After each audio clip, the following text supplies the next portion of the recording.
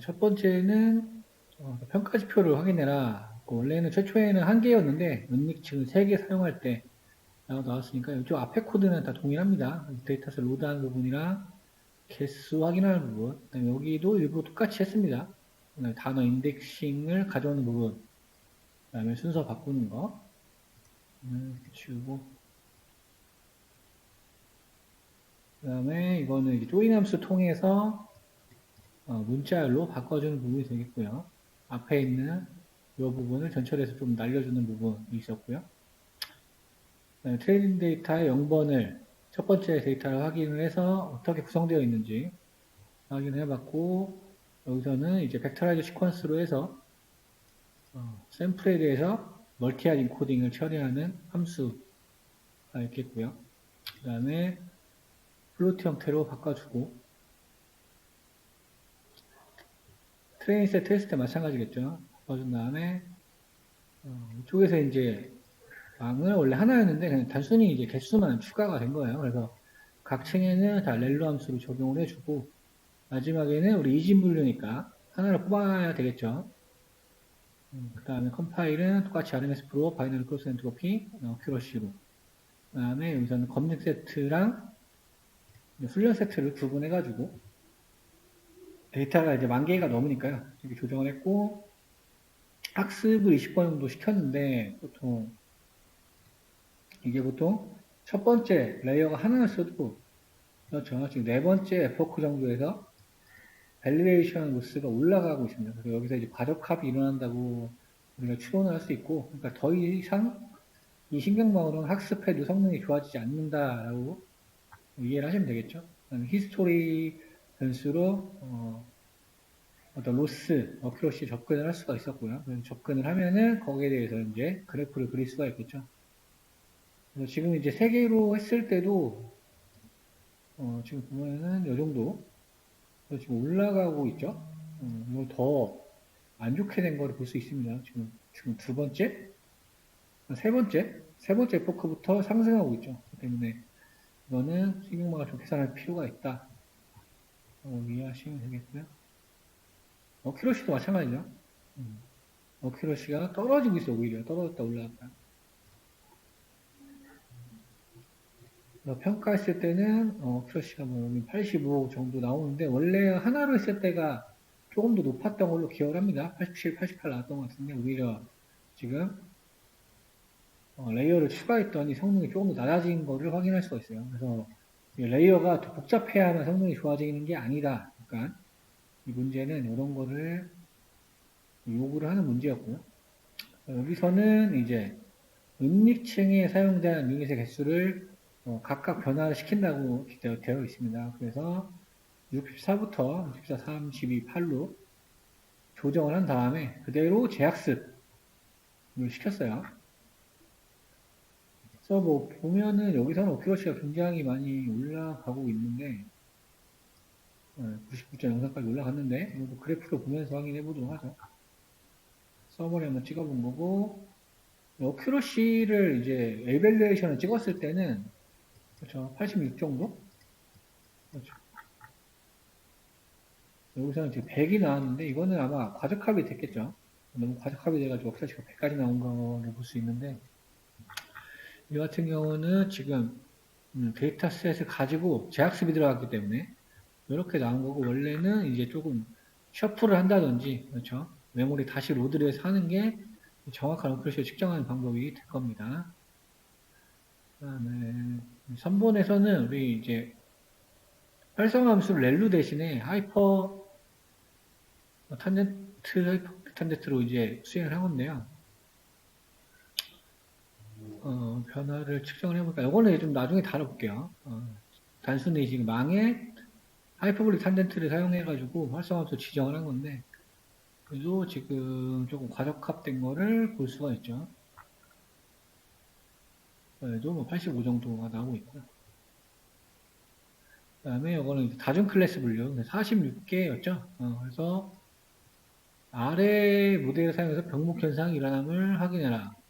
여기에 이제 지금 뉴런 개수가 유닛 개수가 54에서 4가 되면은 굉장히 조금 연산량이 많아지겠죠. 그러니까 여기서 이제 병목 현상 이런 게 나게 될 거고, 그렇죠?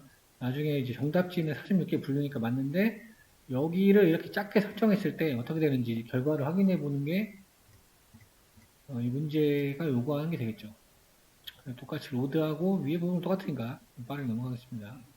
이렇게 요구한 대로 시퀀셜로 신경망 설계해 놓고 컴파일하고 데이터셋 나눠서 이렇게 찍어봤는데 일단 보면 밸리데이션 로스가 앞에가 1점 몇몇으로 시작을 하고 있죠. 굉장히 성능이 좋지 않은 상태고 그래프를 그려봤을 때도 그렇죠. 잘 떨어지지 않는 걸 볼 수 있습니다. 그래서 이제 여러 현상이 발생하게 되면은 공급 현상이 발생했다고 진단할 수가 있고 개수를 좀 늘려줘야 되겠죠. 그러니까 지금 4로 하면 안 되고 그래서 이제 그렇게 신경망을 설계했을 때 어떻게 되는지 결과를 하는 게 이 문제 목표다 보니까요. 마찬가지로 어큐러시도 70% 정도밖에 안 나오는 거 확인할 수가 있죠. 테스트도 마찬가지입니다. 그래서 이제 유닛수를 좀 바꿔보자. 그래서 128에 32 L로 한 다음에 마지막 출력층은 46. 우리 다중분류 문제니까요. 일단 얘도 뭐 떨어지긴 했는데 그렇죠? 떨어졌다 또 올라오죠. 얘도 가족합 때는 좀 문제가 있고요. 그래서 얘도 왜냐면 개수가 너무 크기 때문이죠. 그러니까 애초에 그래서 아마 숫자를 조금 조정해 보시면서 테스트를 하는 게 좋을 것 같습니다. 사실 요거를 뭐 빼도 되겠죠. 빼도 되고 하나만 해서 테스트를 해보셔도 되고 두 개를 이어서 테스트를 해보셔도 되고 본인이 이제 직접 망설게하고 학습을 시켜본 다음에 어떻게 결과를 바뀌는지를 좀 눈으로 직접 보시는 게 좋습니다. 그 다음에 저번 시간에 했던 마지막 회귀 문제였죠. 회귀 문제였고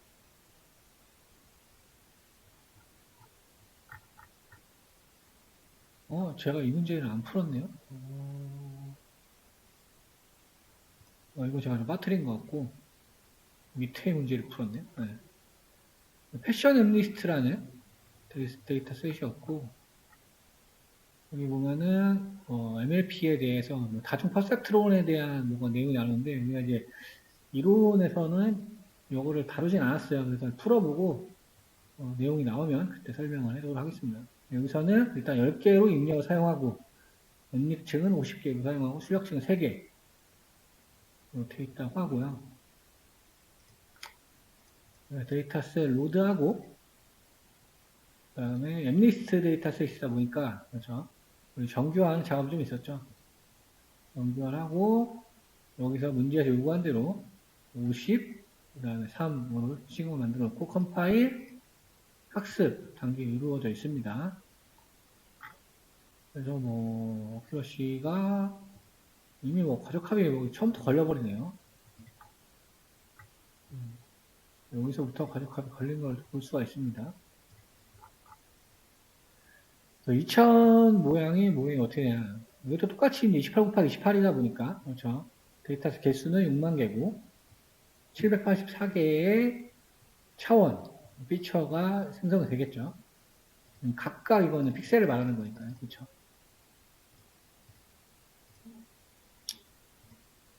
다음에 순전파에서 사용할 때 가중치행률 W와 편향 벡터의 모양은 어떻게 되는가. 자, 여기 지정이 된 개수를 이 픽셀을 좀 시켜놨어요. 10개, 50. 그래서 초기화시켜 찍어봤더니 가중치행률의 모양은 10행에 50이더라. 요거는 우리 그 뒤에 있는 아까 신경망 말하는 거죠? 여기서 50 안 들어갔으니까.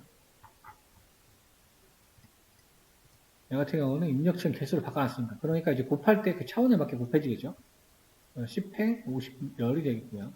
그때 편향 벡터는 플러스를 하게 되는데 얘는 마지막에 이런 식으로 구성되어 있었죠? 50행. 그래서 얘를 더해준 게 여기서는 이제 50개가 있는 거죠. 입력이 있으면. 그리고 입력식 출력증으로 순전파할 때, 그때 표정 벡터 모양이 어떻게 되는가? 53. 그러니까 각 레이어에서 어떻게 곱하는지를 좀 이해를 돕기 위해서 만들어진 문제로 보여집니다. 마지막 출력층이 3이니까 이것만 바뀐 거죠. 여기만. 출력차원 2차원 어레이 모양 어떻게 되는가? 32에 3. 왜냐면 지금 마지막 출력층이 3으로 되어 있잖아요. 그렇죠? 여기 3으로 되어 있으니까.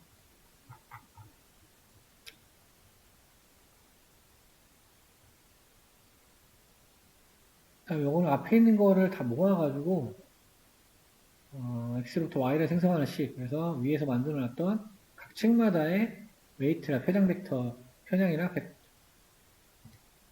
BR스랑 웨이트를 한 번에 정해놓고 출력하는 부분이에요. 어쨌든 마지막 출력 모양은 이렇게 된다. 보시면 되겠습니다. 아까 안 했던 거는 조금 다음에 지금 빠뜨려가지고 제가 한 문제를 시간 나면 해보도록 하겠습니다. 다중 퍼셉트론 포함해서요. 네.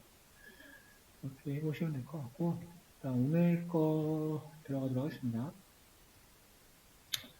오늘 거 이제 머신러닝 모델 훈련 기법으로 되어 있는데, 뭐 마찬가지로 머신러닝 안에 딥러닝이 포함되어 있는 거다 보니까 저것이랑 똑같이 조금 이론 살짝 설명을 하고 실습 코드를 보도록 하겠습니다.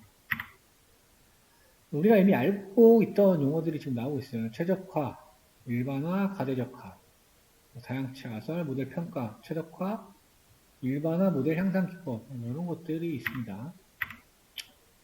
최적화라는 건 말 그대로 이제 좋은 성능을 내기 위해서 하는 방법론이 되고, 일반화는 훈련 과정에서 보지 못한 거, 그러니까 실데이터, 실제 서비스하는 단계거나, 그렇죠? 실제 테스트 데이터 셋도 포함이 될 수가 있죠. 그래서 이제 실제 어떤 훈련 셋으로 머신러닝을 만들어 놓고 이거를 진짜 실전에서 도입을 했을 때 거기서 어느 정도 성능이 보장돼야 되는 거를 우리가 일반화라고 이야기를 하죠. 그래서 실제로는 일반화 성능이 좋아야 되겠죠. 그렇죠. 훈련 성능보다. 그렇기 때문에 우리가 이제 지표라는 걸 보게 되는 거고. 그래서 최적화와 일반화 사이의 적절한 관계를 찾아야 된다. 이게 이제 좋은 모델을 만드는 방법이 되겠죠. 여기는 뭐 과대적합, 과소적합이 나오는 우리가 이제 자주 보던 용어였어요. 여기 보면은 오버피팅이 되면은 보통 어떻게 했었어요? 우리 손실 함수가 0으로 안 되고 늘어난다든지 어큐러시가 늘어나는 게 있었고, 과소적합은 일반적으로 데이터가 아예 부족하던가 설계가 잘못돼서 이렇게 언더피팅이 될 수 있다. 그러니까 뭐 이렇게 0으로 안 떨어진다는 얘기가 되겠죠. 손실 함수가 1, 2, 3, 4 이런 쪽에 머물게 된 거. 그걸 이야기하고 있는 거고. 과대적합의 발생 요인, 노이즈, 훈련셋 포함 노이즈. 그러니까 훈련셋이 원래 로우 데이터가 정제가 안 됐거나, 그렇죠. 엠리스처럼 정해진 사이즈의 비교적 가운데 위치에 어느 이렇게 데이터셋이 만들어져 있는 상태로 구성이 돼야 되는데, 어떤 데이터셋은 막 여러 데다 넣었다든지, 이렇게 표현해놨다든지, 아니면은 레졸루션이 낮다든지, 그렇죠? 아니면 아예 글씨가 없다든지, 이런 거를 이제 노이즈라고 합니다. 그래서 실생활 발생할 수 있는 거. 우리가 공부했던 내장 데이터셋들은 굉장히 학습용이기 때문에 정제가 잘 돼 있단 말이에요. 이제 실전에서는 이런 노이즈된 데이터들이 굉장히 많겠죠. 그런 걸 어떻게 처리해야 되는 것도 데이터 과학자가 해결해야 될 문제 중 하나고, 가장 중요한 거는 모델망보다 실제 로우 데이터가 어떻게 되어 있는지가 성능에 굉장히 직결적인 영향을 미칩니다. 그 다음에 애매한 특성, 애매한 피처들. 그러니까 별로 중요하지 않은 피처들인데 얘네들을 포함해서 학습시키다 보니까, 그렇죠? 인공지능 모델이 헷갈려 할 수가 있는 거죠. 그러니까 우리가 생각할 때, 인간이 생각할 때, 과학자가 생각할 때, 현실 세계에서는 저게 굉장히 마이너한 특성인데 모델에 들어가 있다 보니까, 그리고 모델에 학습을 시키다 보니까 얘가 과학의 모델에 반영이 돼서, 그렇죠? 성능을 조금 떨어뜨릴 수 있는 문제가 되겠죠. 그 다음에 특성과 타깃 사이의 거짓 상관관계. 이거는 이제 Y를 얘기하는 거고, 상관관계가 낮은 거, 뭐 이런 것들. 아니면 잘못되어 있는 것들. 그렇죠? 우리가 비례하는 경우가 있었고, 상관관계는 반비례하는 것들도 있었죠. 그런 거에 대한 어떤 정제들. 그래서 노이즈 용어를 한 번 더 설명을 하면, 뭐 잘못됐거나, 적절히 않거나, 해상도가 안 맞거나, 아니면 라벨이 잘못됐다든가, 이런 거 있죠. 이런 건 아예 치명적이겠죠, 이거는. 정답지가 아예 잘못되어 있는 거라면, 그렇죠? 오답을 학습하는 게 되는 거잖아요. 그런 것도 있을 거고. 지금 예를 들어보면, 랩리스 데이터셋인데, 이렇게 애매한 데이터들이 있다는 거예요. 인간이 봐도 뭔지 모르겠는 이런 숫자들. 이런 숫자들을 우리가 노이즈라고 볼 수가 있는 거죠.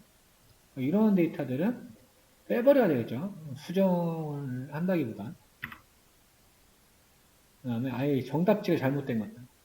그렇죠. 우리 인간이 봤을 때는 얘는 뭐 1인데 7로 돼 있고 7인데 4로 돼 있고 그렇죠. 그러니까 이렇게 오답이 많아버리면 인공지능 모델은 이거 그대로 학습을 하기 때문에 그렇죠. 성능이 좋아질 수가 없겠죠.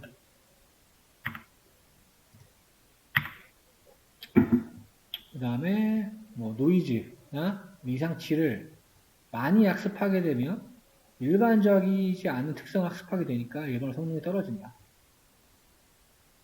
뭐 당연하겠죠. 뭐 숫자 4를 학습을 하고 있는데 막 숫자 4가 막 애매하게 돼 있는 숫자 4라든지 뭐 이런 식으로 아니면 뭐 너무 여기가 두껍다든지 이런 것들이 좀 과하게 많이 있다 보면은 그렇죠.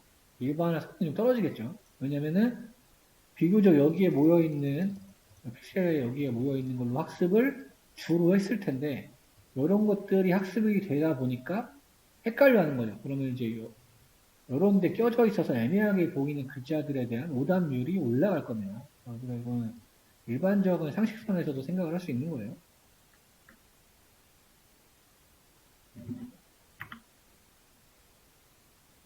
그 다음에 뭐 애매한 특성이라고 나오는데 피처 얘기하는 거죠. 노이즈가 없다.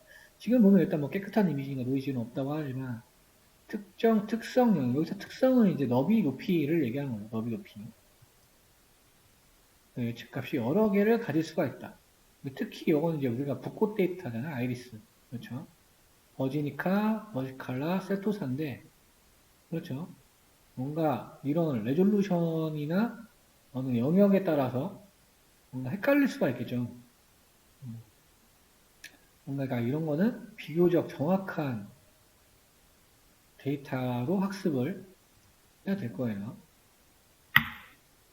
그래서 붓꽃 데이터셋은 꽃잎의 길이, 지금 보면 이렇게 꽃잎의 길이와 너비만을 사용해서는 정확하게 분류가 안 된다라고 지금 보이고 있어요. 여기 부분에서 지금 헷갈려하는 구간들이 있죠. 지금 세토사는 어떻게 구분이 됐는데, 그렇죠? 버지니카, 버지칼라는 꽃잎의 길이고, 왜냐면 꽃받침 길이도 있었잖아요. 우리 그냥 꽃받침을 빼놓고 꽃잎의 피처만 가지고 학습할 때는 완벽히 분류가 불가능하더라. 뭐 약간 실험 데이터를 말하고 있는 거고요.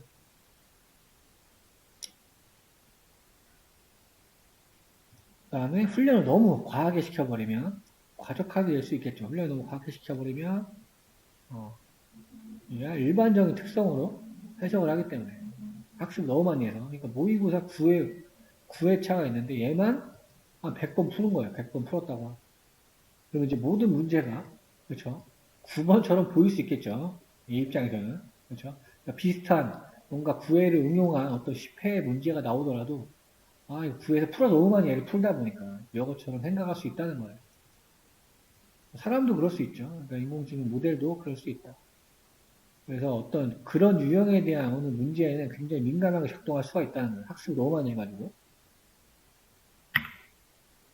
그 다음에 아까 나왔던 뭐 특성과 타깃의 거짓 상관관계. 매우 드문 특성을 사용하는 경우. 체리모야라는 열매를 언급한 리뷰가 긍정이래요.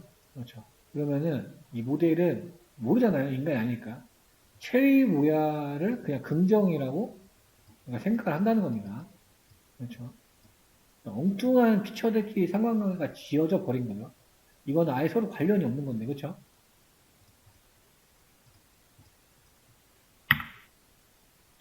이런 경우도 있을 거예요. 우연에 의한 거. 너무라는 단어를 너무 많이 썼다는 거예요. 100개 후기 중에서. 근데 너무 좋다도 있을 수 있고, 너무 나쁘다라고 우리가 표현할 수도 있잖아요. 인간이 표현한 수기니까. 그렇죠? 너무라는 단어가 이제 긍정 54, 46은 부정의 경우에는 이런 단어는 어떻게 해야 돼요? 빼야 되겠죠, 이게. 왜냐면 이거를 포함시키면은 너무 긍정으로 편향될 수가 있겠죠. 그래서 우리 그 머신러닝에서 자연어처럼 살짝 파트를 다뤘을 때, 이런 단어들을 우리 제거했었죠. 기억이 나실 거예요. 이런 표현들. 보통 단어 위주로 학습을 하게 되겠죠. 그래서. 그 다음에 여기는 보니까 의미 없는 특성의 영화, 화이트 노이즈가 추가됐다. 여기 보면 이렇게. 여기 부분을 얘기하고 있는 거예요. 어떤 화이트 노이즈가 추가된 거.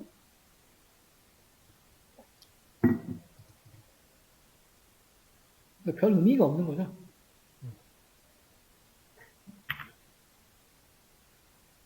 당연히 추가가 되면 성능이 떨어질 수밖에 없을 거예요. 지금 노이즈 낀 게 이거 밑에 곡선을 이야기하고 하고 있는 거죠. 추가 성능이 떨어지더라.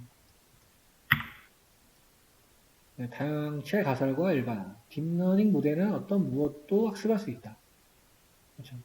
그렇기 때문에 딥러닝에 쓰는 이유도 있을 겁니다. 그러니까 머신러닝으로 다룰 수 없는 것들, 그런 것도 있어요. 예를 들면은 그림 같은 걸 학습시킬 수가 있거든요.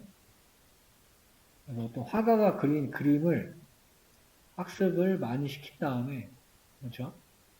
그 다음에 나중에 이거를 가지고 분류를 할 수가 있는 거예요. 이런 문제들은 사람이 하기가 어렵죠. 그렇죠? 그래서 나중에 테스트 할 때 그냥 생뚱맞은 그림을 보여줄 거잖아요. 그렇죠? 이거는 완전 그쪽의 도메인의 사람이 그 사람 화가 작가, 그 사람의 작품을 외우지 않는 이상은, 그렇죠? 아예 처음 보는 그림이 누가 그렸을 것인가, 이런 거를 딥러닝 모델로는 처리를 할 수 있다는 거. 그래서 그냥 인간이 할 수 없는 거. 머신러닝 모델로도 해결하기 어려운 것들을 딥러닝 모델로는 해결할 수 있는 경우가 많더라. 지금 보면은 트레인 어큐러시가 올라가고 있는데 밸리데이션 어큐러시는 이렇게 되고 있어요. 지금 셔플드라니까 섞었다는 얘기가 되겠죠.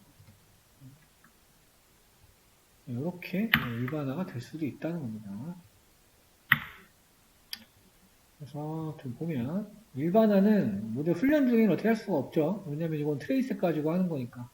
실전에 도입하는 게 아니잖아요. 왜냐면 일반화라는 개념은 최소 테스트셋에 대한 이야기라는 거죠. 그러니까 훈련 중에 뭘 고려를 할 수가 없는 거예요. 그래서 훈련을 도중에 일반화를 높인다, 줄인다, 이거는 우리가 알 수가 없죠. 훈련을 통해 할 수 있는 거는 이 모델이 훈련 데이터에 훈련이 잘 되어 있는 거죠. 실제 실전 데이터, 테스트셋에 대한 어떤 성능은 우리가 알 수가 없어요. 그렇죠?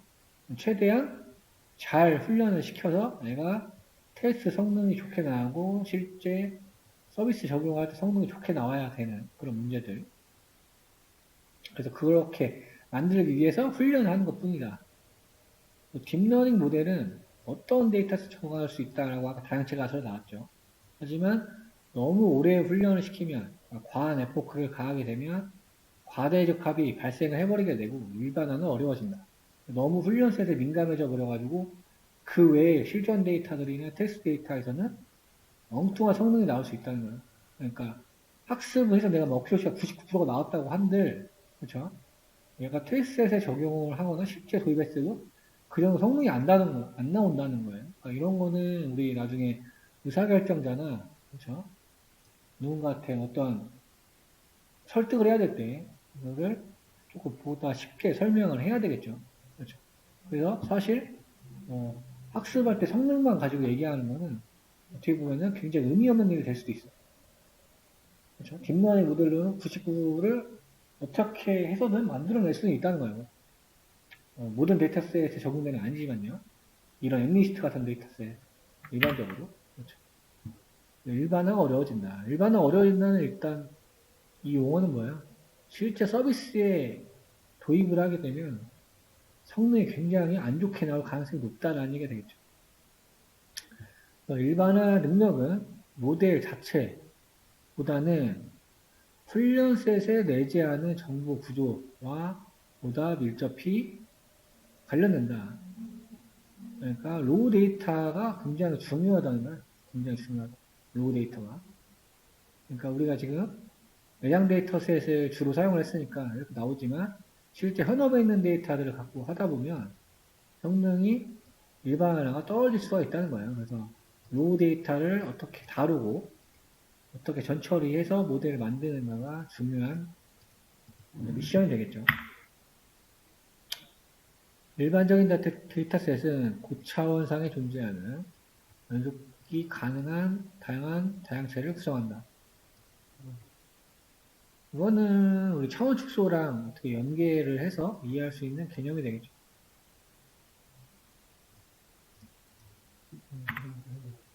보관법은 여기서는 뭐 스파스 샘플링, 덴스 샘플링 나오기, 뭐 희소 샘플링, 덴스 샘플링이 나오는데 우리 이미지 옛날에 했을 때도 그쵸? 데이터 보관을 한 적 있었죠? 이렇게 해가지고 여기 픽셀을 늘려주는 기법 구해가지고 그 해상도로 늘리는 경우도 있어요. 그렇죠? 이건 이제 이미지에 국한된 얘기고 머신러닝 모델에서는 어느 데이터가 있었을 때 없는 값 같은 경우는 뭐 평균을 구해서 집어넣는다든지 그런 기법들이 적용이 돼 있었어요. 그래서 이제 그런 것들을 설명하고 있는 거고요. 그래서 지금 여기서는 희소 샘플링하고 밀집 샘플링을 이야기하고 있는 겁니다. 지금 보면 모양이 다르죠? 오리지널의 공간은 이렇게 되어 있는데 덴스 샘플링을 하면 이렇게 채울 수 있는 거고 스팔 샘플링을 하면 이렇게 이런 모양으로 다룰 수 있다. 모델 평가, 이제 지표에 대한 매트릭에 관련된 이야기가 되겠죠. 보통 우리가 딥러닝에서는 검증셋을 활용을 해서 모델을 학습하고 평가를 했었습니다. 훈련셋, 검증셋, 테스트셋으로 아예 분류를 했었고요. 테스트셋은 반드시 최초의 분류가 돼야 되겠죠. 그래서 보통은 뭐 80대 20 뭐 이런 식으로 구성을 많이 했고 70대 30으로도 구성을 많이 했고요. 이것도 일반적인 방법론은 없어요. 그런데 적당한 비율로 좀 해줘야 되고 일반적으로는 이 비율이 높은 게 좋긴 합니다. 근데 이제 데이터셋이 적을 경우도 있으니까 그런 거는 조금 자기만의 실험적 결과 근거를 좀 가지고 계셔야 됩니다. 중요한 건 테스트셋은 반드시 분리되어야 된다라는 거죠. 그래서 구성된 모델의 성능을 평가할 거면 테스트셋이 제가 다른 데이터셋, 이건 실전 데이터라는 얘기예요. 실전 데이터. 모델 만들어 놓고 이 모델을 가지고 실제 현업 서비스에 적용을 해서 거기에 있는 데이터, 그러니까 오늘 생성된 데이터 이런 걸 가지고 테스트를 해봐야 된다라는 거죠. 훈련셋의 일부를 검증셋에 활용한다. 그렇죠? 우리 80이면은 80에서 또 80%를 훈련셋, 그 다음에 20%를 검증셋으로 사용을 했었어요.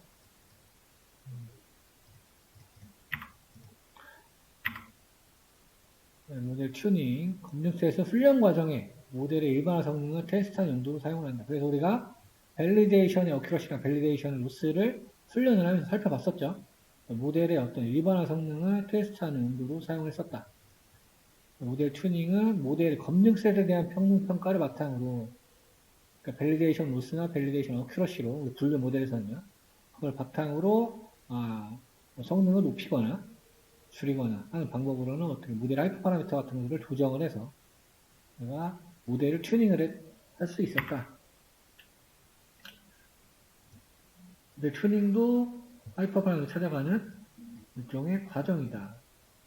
튜닝을 많이 하게 되면 여기 보면 검증셋에 특화된 모델이 될 수가 있다는 거예요. 그러니까 얘도 일반화의 확률이 조금 낮아진다는 거죠. 학습 많이 하게 되면, 튜닝을 많이 하게 되면 같은 문제라고 생각하시면 됩니다. 그래서 검증셋에 과대 역합된 모델이 훈련될 가능성이 높아지는 현상이 나타납니다. 이렇게 되면 테스트셋이나 실제 데이터에는 성능이 조금 떨어질 수가 있겠죠. 그래서 적정한 에포크 설정을 하는 게 중요합니다.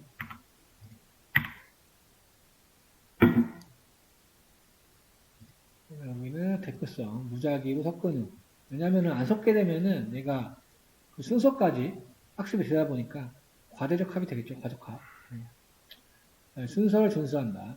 미래를 예측하는 모델일 때 이거는 이제 보통 우리가 이제 아직 다루지 않았지만 시계열 모델 같은 게 될 거예요. 그러니까 시간의 뒤쪽으로 위치해야 된다. 이거는 교재 같은 데 잘 안 나오는 내용인데 굉장히 중요한 내용입니다. 이거는 우리 시계열 데이터 다룰 때 제가 다시 한번 리마인드를 할 거고요. 중복 데이터 좀 제거를 해야 되겠죠. 왜냐면 중복 데이터가 많으면, 그렇죠? 뭐, 모델 학습하는데 지장은 없겠지만, 뭔가 찝찝하죠. 그렇죠?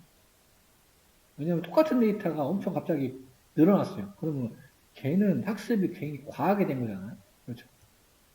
이게 마이너한 요소가 될 수 있더라도, 이런 거는 조금 최초에 로우 데이터를 진단할 때 잘 신경을 써서 중복되지 않게 해야지 훈련이 조금 정상적으로 되겠죠. 그러니까 지금 똑같은 문제만 100번 풀었던 거예요. 데이터셋에 어떤 9회 모의고사 있으면 한 문제만 불필요하게 10번 이상 풀었다는 의미가 되는 건 똑같은 거죠. 이거는 지금 트레인셋이랑 프레디에이션에 나오는 거. 여기를 알파 파라미터를 하기 위한 지표로 활용을 했었다. 이거 이제 홀더 검증 기법이고, 이거는 교차 검증이가 머신러닝에서 다뤘던 내용이죠. 모든 데이터셋을 쪼개가지고 다 학습 데이터로 한 번에 쓰게끔 만들어지는 기법이고, 딥러닝에서는 보통 데이터가 조금 많이 적을 때 사용을 합니다. 일반적으로는 딥러닝에서는 하실 필요는 없습니다. 딥러닝 모델을 만들어야 되는데 학습 데이터 너무 작을 때는 필요하겠죠. 왜냐면 교차 검증을 하면 성능은 일반적으로 무조건 올라가기 때문이죠. 이거는 뭐 기준선이라고 나오고, 최적화, 손실가, 로스가 줄어들지 않아서 훈련이 제대로 안 되는 경우. 손실값은 줄어들지만 보통 이런 현상이 많이 나왔죠. 그렇죠. 훈련 셋은 뭔가 잘 되는 것 같은데 검증 셋은 뭔가 잘 안 돼. 이런 게 있었어요. 이건 굉장히 많았죠. 그런데 훈련 셋하고 검증 셋이 기준선을 계속 넘어서 좋아지는데 과대적 합이 계속 발생해야 해서 과소적합 상태로 오는 경우. 그러니까 이거는 0에 가까이 내려가진 않는다는 거죠. 어떤 기준선을 넘었지만. 여기 기준선 얘기하는 거죠.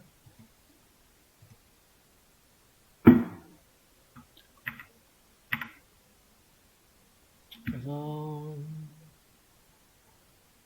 뭔가 이제 테크닉이 좀 있는 거죠. 로스가 줄어들지 않거나 훈련이 제대로 안 될 때는 러닝 레이트랑 배치 사이즈를 조정한다. 러닝 레이트라는 게 있었죠. LR. 매우 큰 학습률을 사용하는 경우 여기 간격이 크기 때문에 모델이 제대로 학습되지 않는다. 너무 작게 학습을 하는 경우 모델이 너무 느리게 학습이 된다.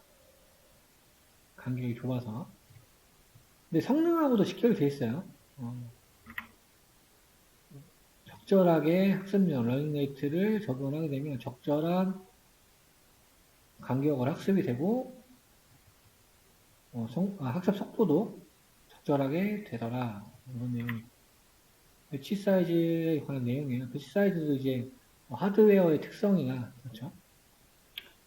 어떤 메모리의 크기나 이런 걸 확인해서 적정한 학습 사이즈, 배치 사이즈를 조정을 해줘야 된다. 저거는 배치, 미니 배치, 스타카스틱 나왔어요. 그래서 배치 사이즈에 대해서 지금 셀타가 어떻게 나오더라. 볼 수가 있죠.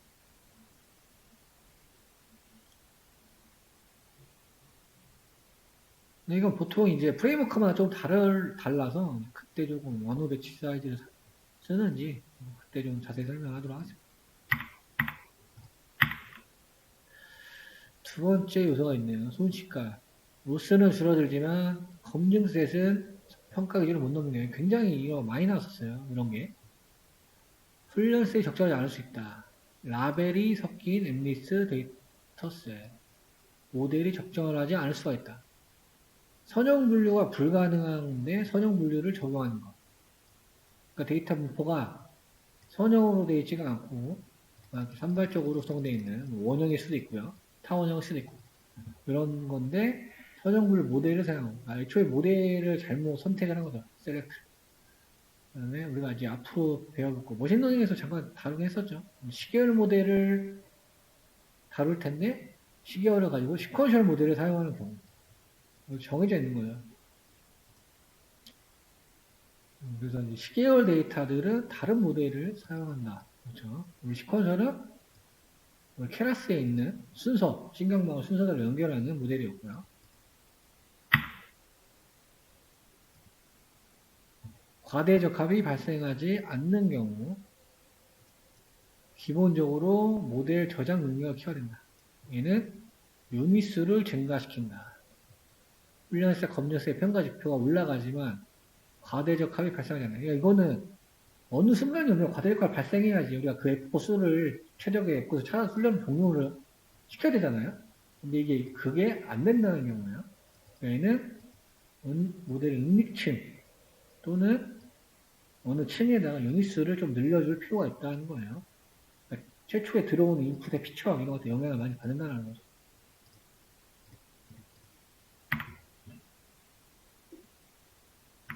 네, 일반화 양상법 이렇게 있는데 얼리 스타핑이라는 게 있습니다. 콜백 함수라는 게 나오고요. 얼리 스타핑이니까 학습을 하다가 어느 조건을 만족하면은 학습을 자동으로 종료시켜주는 기능이라고 생각하시면 되겠습니다. 굉장히 또 편하겠죠. 내가 원하는 어느 성능을 지정을 해놓고 달성하게 되면은 학습을 종료시키게 만드는 기법으로 콜백 함수를 사용한다. 되어 있습니다. 드랍아웃은 규제를 걸어주는 거죠, 규제를. 여러 피처들의 특성을 잘 이용하기 위해서 여기 같은 경우는 50%를 드랍아웃해서 16개 중에 50%를 다 0으로 만든 거죠. 일부러 0으로 만든 다음에 그렇죠. 곱하기 2를 해줬다. 이게 50% 드랍아웃. 드랍아웃 임계값을 0.5 했을 때는 이렇게 드랍아웃이 이루어진다. 그래서 각 층에 그렇죠. 각 층마다 설정을 했었습니다. 드랍아웃이라는 걸. 규제를 걸어주는 거.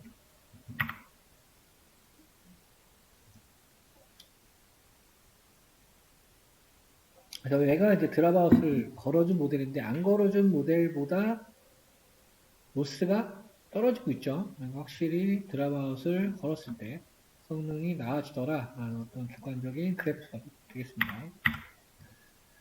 일단은 여기 이론을 이렇게 보고요. 그 다음에 여기 보면은 펀더멘탈 오브 ML이라는 주피터가 있을 거예요. 오늘 거에. 네, 그거 보도록 하겠습니다. 지금 나왔던 거가 코드로 되어 있는 거. 여러분들이 실행시켜보면서 하세요. 우리 딥러닝 할 때는 기본적으로 GPU 설정하시는 게 좋습니다. GPU. 오늘 할당되어 있는 GPU 설정하셔서 하시면 좋아요. 앞에는 뭐 테스플로 확인하는 거, 버전 확인하는 거고 지금 있는 거 엠리스 데이터셋 화이트 노이즈가 포함된 데이터셋과 그렇지 않은 데이터셋을 우리가 실습해 보는 게 되겠죠. 6만 개인 거를 우리가 이미 알고 있죠. 여기서 리시에이블 인식을 해줬습니다. 6만 개 그 다음에 픽처 28 곱하기 28 해서 애초에 데이터셋을 정규화 시켜줬고요. 250을 나눠서 여기는 인위적으로 화이트 노이즈를 추가시켰어요. 어떻게 하냐, 넘파이에서 콘캐트네이트를 하고 트레인 이미지에다가 랜덤으로, 그렇죠. 지금 크기를 구해서, 이 크기는 6만이에요, 6만. 이 코드 6만인 거고, 그렇죠. 똑같은 크기로 지금 랜덤 데이터를 생성을 한 거죠. 얘는 열방향 얘기하는 거고. 그래서 생성한 거에 따라서 지금 쉐이프를 찍어봤더니 1568 나왔어요. 그래서 노이즈가 들어간 샘플 지금 얘가 노이즈 트레인 이미지 위드 노이즈 채널 네 번째 거를 리쉐입 했어요. 56에 28 그러니까 지금 여기를 추가시켜요. 노이즈를 걸어준 거. 그래서 지금 크기가 156이라는 거죠. 노이즈 추가시킨 거를 찍어봤더니 이렇게 출력이 됐고, 그 다음에 영역열을 추가하겠다. 넘파이 제로스로 똑같이 영역열. 이거 0이니까 다 하얀색이죠, 하얀색. 여기 추가된 거. 다 0이니까 하얀색이겠죠? 추가를 했고, 시퀀셜로 512하고, 우리 엠리스테트 셋은 다중분류 문제니까 10으로 출력을 하고요. 컴파일 해주고, 모델이 리턴해주는 겟 모델 함수. 백색 잡음이 추가된 데이터셋을 훈련을 하겠다. 트레인 이미지 미리 노이즈 채널. 지금 요거는 노이즈가 추가된 데이터셋이죠. 학습시켰더니 쭉쭉쭉 해서 0.1 정도 나왔고, QC는 99. 영향률이 추가된 건 아까 하얀색으로 된 거. 얘를 추가시켰더니 얘도 99.74. 비교를 해봤더니 백색 잡음이 표현하는 게 1% 정도 낮다고 얘기를 하고 있죠. 노이즈 낀 거. 노이즈가 아까 이렇게 막 꼈던 거 있잖아요. 이게 성능이 더 낮다는 거죠. 노이즈 채널이 이거니까요. 얘는 우리 영향력으로 채운 거. 하얀색, 그냥. 하얀색, 화이트. 1% 정도 왔다. 라고 보여지네요. 다양체가 들어갈 거는 엠리스 모델과 이뮤노 섞은 라벨. 그 부분은 똑같고요. 여기 보시면 라벨을 섞었어요. 랜덤 트레인 라벨스 한 다음에 트레인 라벨스 콜론이니까 전체 다 의미하는 거죠. 모든 거를 인덱싱 했다고 보시면 돼요. 그런데 여기에다가 셔플을 걸었어요. 셔플.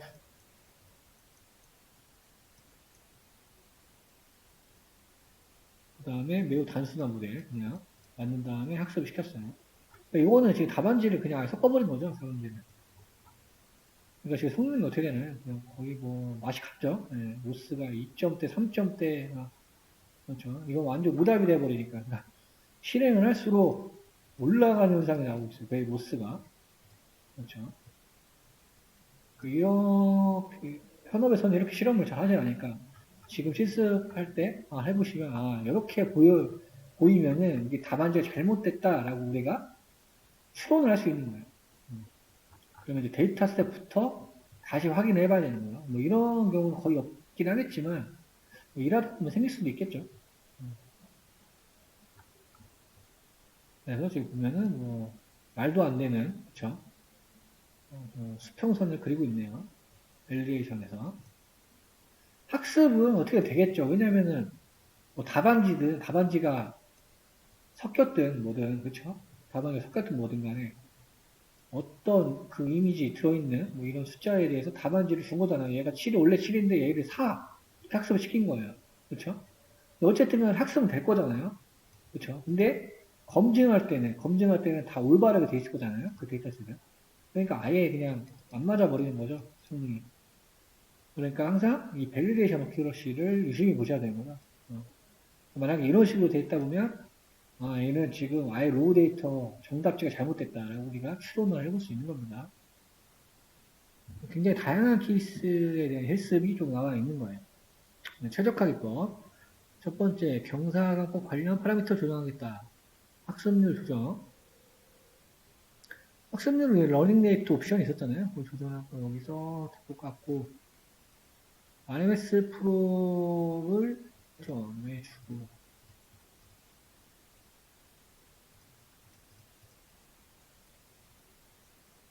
저 경사각법이 준다고 했으니까 지금 여기서 준 거죠. 여기서 RMS 프로에 1점 줬어요. 학습률 1. 원래는 여기 원래 설정 안 하면 그냥 RMS 프로만 썼어요.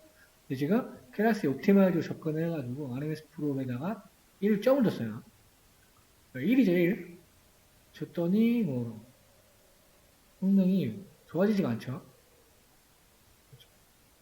그래서 이번에는 좀 말도 안 되게 작게 줬다가 0.00001 했더니 좋아지긴 하는데 굉장히 느린 템포로 지금 줄어들고 있죠. 그렇죠. 적절한 러닝 레이트 0.01. 이거는 다 아시죠? 왼쪽으로 점 두 개 이동하는 거니까 0.01이죠. 줬더니 비교적 잘 학습이 된다. 애초에 시작할 때 값을 조금 로스나 어크러시를 보시면 참고가 많이 될 거예요. 그래서 적절한 러닝 레이트를 구성을 해야 된다. 그다음에 모델의 정보 저장 능력을 조정하겠다. 엠리스트는 굉장히 잘 되어 있는 모델이기 때문에 그렇죠? 얘는 뭐 문맥층 없이 그냥 인풋하고 출력한 10만 줘도 99%가 나왔었어요. 그렇죠. 검증셋은 93에서 뭔가 정체. 검증트의 손실값이 0.25 이하로 내려가지 않는다. 결론적으로 모델의 정보 저장 분석 능력이 떨어진다. 지금 여기 아예 지금 앞에 인풋층이 없이 그냥 이렇게만 적용해 놓은 거죠. 이렇게만 해도 지금 93%가 나온다는 거예요. 아무것도 구성 안 하고 그냥 이렇게만 망 하나만 구성한 거죠. 그렇게 해도 어큐러시가 93 정도가 나온다는 겁니다. 밸리데이션은 내려가긴 하지만 여기 이상으로 떨어지지 않고. 그러니까 하나로는 조금 부족하다는 거죠. 왜냐면 망이 하나이기 때문에 어떤 모델에 대한 어느 정보 저장 분석 능력이 없고 그냥 들어가자마자 얘가 그냥 거기서 선택을 하다 보니까 그렇죠. 그래서 지금 보니까 조금 늘려줬죠. 96, 96. 그래서 은닉층에다가 96개 유닛을 사용을 해가지고 두 개의 레이어를 추가를 시켰어요. 그런데 보니까 잘 훈련이 되다가 여기서 과대적하게 발생을 했죠. 올라가고 있죠, 지금. 폭 11 정도에서 계속 올라가고 있고. 그렇죠. 여기서는 8이라고 나오는데 그래프를 보니까 그쵸 8부터 올라가는 걸 볼 수가 있습니다. 그래서 이렇게 과대적합이 걸렸다.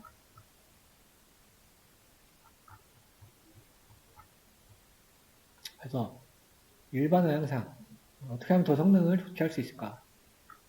리스트 샷이 끝났네요. 그럼 조금 쉬었다 하겠습니다.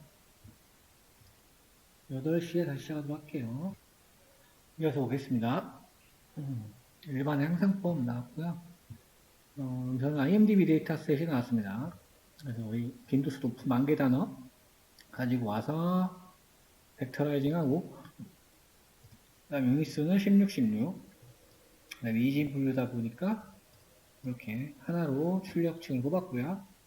컴파일은 MS 프로, MS% 엔트로피 매트릭 어크루시로 하고 배치 사이즈로 512로 해서 F9 20 밸리데이션 셋을 40%로 줬네요. 피팅을 학습을 시켰을 때 떨어지고 있다가 지금 또 과적합이 되고 있죠. 이 부분에서 F9 4 이후로 과적합이 되는 걸 볼 수가 있었고요. 그래서 이제 여기서는 유닛수를 줄였습니다. 연육층에 대한 유닛수를 441로 줄여서 학습을 시켜봤더니 조금 더 딜레이가 됐죠. 여기서 과적값이 여기 구간에서 발생하는 것을 볼 수 있고요. 4에서 10으로 바뀌었다는 정도. 지금은 이 정도를 볼 수가 있고 기존 모델보다 과적값이 늦게 발생하더라. 이렇게 보면은 스몰러 모델이고 여기 오리지널 모델이고 과적값이 밸리데이션 로스가 아니고 떨어지고 있다가 올라가는 구간. 여기에는 지금 네 번째에서 발생했으니까 그렇죠? 여기 아까 음닉층을 441로 설계했을 때 그게 이제 여 그래프가 되겠죠? 그래서 보통 여 구간에서 지금 발생을 하고 있긴 하죠. 10에서. 그러니까 볼 수 있는 거는 과적값이 조금 늦게 되더라 볼 수가 있고요. 이번에는 아예 유닛을 크게 조정을 했습니다. 512로. 조정을 해서 봤더니 여기서부터 올라가나? 근데 전체적으로 근데 로스가 또 올라가고 있죠. 과대적합이 매우 빠르게 발생한다. 앞에가 있었나? 바로 EF크에서 발생했네요. 빨리 발생을 하게 됐고, 계속 올라가는 거 보니까 성능 자체가 좀 불안정하다. 주의사항이 그래서 검증택시 너무 작아도, 이거 좀 표현이 잘못된 것 같은데?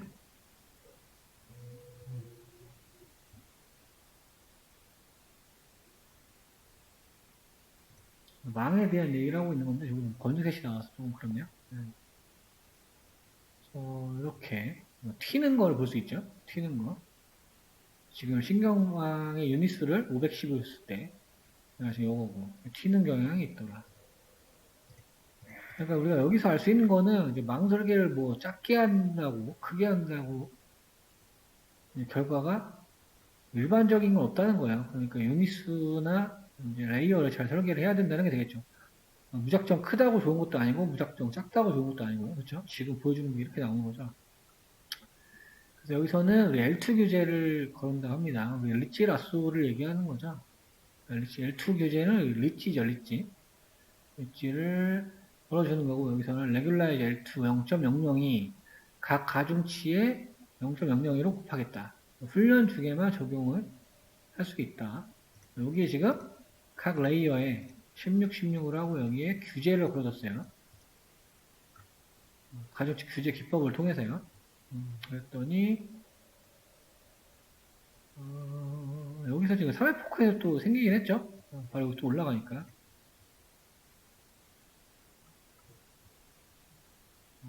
그래서 이제 규제를 걸어주면 못했는데 조금 완화는 되긴 했지만 그렇죠. 그렇다고 뭐 성능이 좋아졌다고는 보기가 얘보다는 좋아지긴 했죠. 오리지널 모델보다 좋아지긴 했는데 그렇죠. 로스는 또 얘가 더 일반적으로 한 번 더 많이 떨어졌다 보니까 뭐 이렇게 약간 다양한 케이스를 좀 확인할 수 있겠습니다. 그래서 이번에는 드랍아웃 기법을 적용을 해보겠다. 그래서 각 층에 0.5씩 드랍아웃을 추가해서 규제를 걸어주고요. 똑같이 했을 때는 7, 8구간, 8구간에서 발생을 하긴 하는데 그렇죠. 요구가 발생을 하긴 하는데 최저점, 로스의 최저점이 떨어졌죠. 그러니까 위에 거보다는 지금 드랍아웃 기법을 적용한 게 성능이 더 좋다고 우리가 볼 수 있는 거죠. 그래서 이렇게 진단할 수 있겠습니다. 여기 1번 문제는 이제 교차 검증을 추가하라는 내용이었고 저번 시간에 한 거 그대로 복사해서 쓰시면 되겠죠. IMDb 데이터 가져오고 불필요한 코드는 다 제거했습니다. 그런 다음에 벡터화 시키는 거, 그 다음에 데이터셋 전처리하는 부분, 그 다음에 여기서 식별망 똑같이 구성하고요. 컴파일도 똑같이 하고 검증셋 똑같이 나누고 학습까지 일단 시켜야 되겠죠. 시켜서 이때 뭐 이번 잘 나오긴 하는데 99에 밸리데이션 어크러시 87% 정도 나왔고요.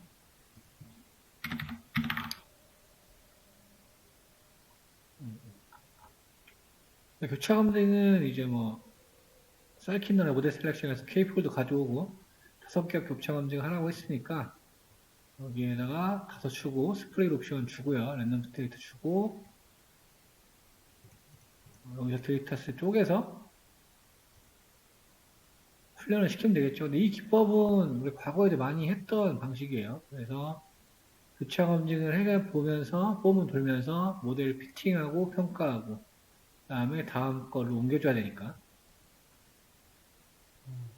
근데 일단 시작하면서부터 굉장히 로스가 적게 나오는 걸 볼 수 있고 지금은 약간 훈련셋은 과적합돼서 일로 나오는 것 같고요. 밸리데이션 셋을 보면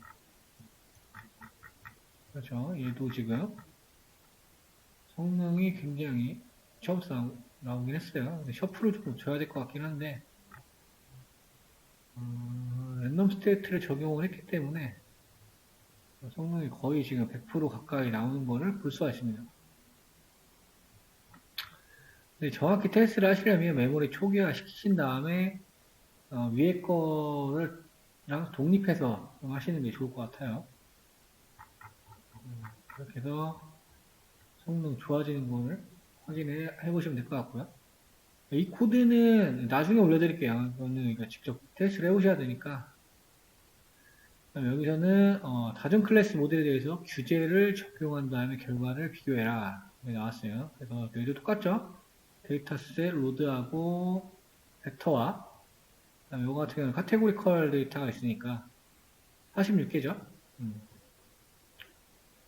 저는 이제 모델을 두 개를 혼용해서 그러니까 세 개를 다 해보긴 했습니다. 드랍아웃을 간단히 추가하는 방법 이것만 뒤에 빼고요. 규제 빼고 드랍아웃만 걸어서 했을 때랑 그다음에 여기 L2 리치 규제만 적용해서 했을 때랑 근데 이제 전에 걸 보면 85% 정도 나올 겁니다. 성능이 별 차이가 없길래 두 개를 이제 혼합을 시켰어요. 그래서 이제 드랍아웃은 무작위로 여기 뉴런 유닛을 비활성화를 시키면서 과적값을 방지하는 방법이고 일반적으로 0.5로 줬고요. 그 다음에 여기 우리 리치는 페널티를 추가하는 거죠. 가중치에 추가해 페널티를 부과하는 방식으로 추가하는 게 우리 리치였어요. 리치 L2 교재 두 개를 이렇게 혼용해서 사용할 수도 있습니다. 혼용해서 사용을 해봤더니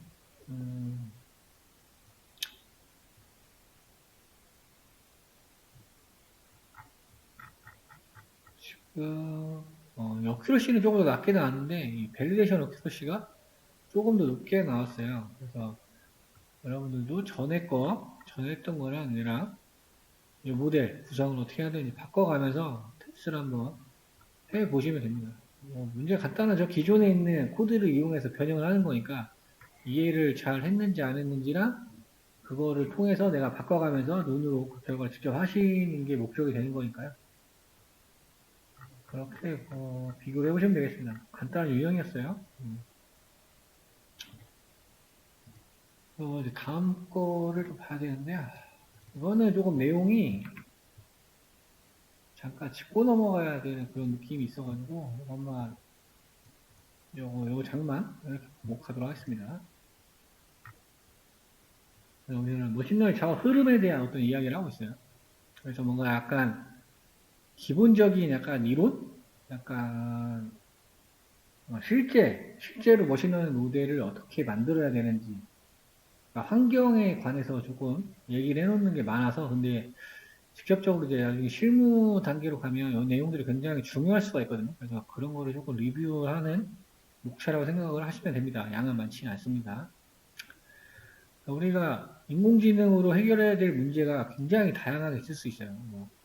검색, 엔진, 이미지 분류, 아니면 자연어체와 관련된 문제들 굉장히 많은 문제가 어떤 회사나 기업이나 기관에서 요구가 될 텐데 그 문제에 인공지능을 이제 어떻게 삽입을 해서 해결을 하느냐가 이제 데이터 과학자나 관련 부서의 어떤 미션이 되겠죠. 근데 윤리적인 문제는 저번에 좀 다뤘었어요. 우리 보스턴 하우스 데이터셋. 여기 왜냐면 여기 흑인 관련된 피처들이 있어서 그랬었죠. 이거 말고도 뭐 이런 게 있어요. 얼굴로 인성을 평가한다. 이런 거. 이런 거는 모델로 만들었을 때 굉장히 조금 윤리적인 문제의 소지가 좀 있겠죠. 백인, 우성, 유선자, 뭐 이런 것들. 이런 것들은 조금 고려를 해서 해야 된다는 거죠. 피처를 날려버려야 되겠죠. 아니면 다른 방향으로 생각하든지. 그래서 일단 어떻게 문제를 풀 것인가, 어떤 모델을 적용을 할 거고, 그렇죠? 문제를 정의하는 거. 그 다음에 모델을 만들어 놓고, 모델 실전 배치라고 하면 실제로 이제 서비스에 배포를 하는 거죠. 내가 머신러닝 모델을 탑재시켜서 시스템을 운용하는 게 되겠죠. 그래서 문제를 어떻게 정의를 하냐. 이건 약간 경험적인 것도 조금 포함이 될 겁니다. 그렇죠? 보면은 훈련 데이터셋은 뭐고, 그렇죠? 데이터셋은 뭐고, 뭘 예측을 해야 되냐, 뭘 구해야 되는 거냐. 이게 회귀 문제냐, 분류의 문제냐, 아니면 이미지 분류의 문제냐, 자연의 처리의 문제냐, 뭐 이런 것도 있을 수 있고요. 그래서 만약에 없으면은, 그렇죠? 직접 구해야 돼요. 그럼 이거 어디서 구해야 될 거냐? 이런 걸 고려를 해야 됩니다. 처음에. 그렇죠? 왜냐면 데이터셋이 없다는 거는 모델을 만들 수가 없다는 거잖아요. 그렇죠? 영화평을 분류하는 문제가 있다고 하면 영화평이 좋다 싫다 뭐 이런 게 있을 수가 있고요. 그렇죠? 그다음에 이제 모델을 뭘 쓸 거냐, 이진 분류 문제냐, 다중 클래스 문제냐, 스칼라 얘기냐, 벡터 얘기냐, 뭐 여러 가지 머신러닝 모델에서 이런 유형들이 있습니다. 여기서는 전통적 통계학력 기법으로도 해결 가능한 거냐, 뭐 이렇게 문제를 진단하는 게 되겠죠. 대표적으로는 우리가 그냥 알고 있습니다. 뭐 검색 엔진, 사진을 검색한다. 이건 분류죠, 분류. 사진은 엄청 많잖아요. 사물이 들어가다 보니까. 그러니까 다중 클래스, 다중 라벨 분류 문제가 될 거고. 스팸 메일은 스팸이냐 아니냐를 분류해야 되는 문제니까 이진 분류가 될 거지만 해석에 따라서 다중 클래스도 될 수가 있겠죠. 스팸은 아니지만 공격적인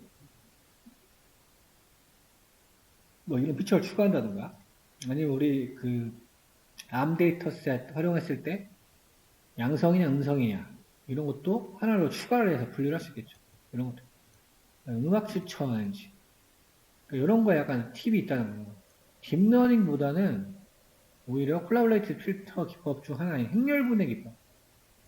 왜냐하면 행렬분해를 하게 되면 그 잠재 요인을 여기 찾을 수가 있었어요.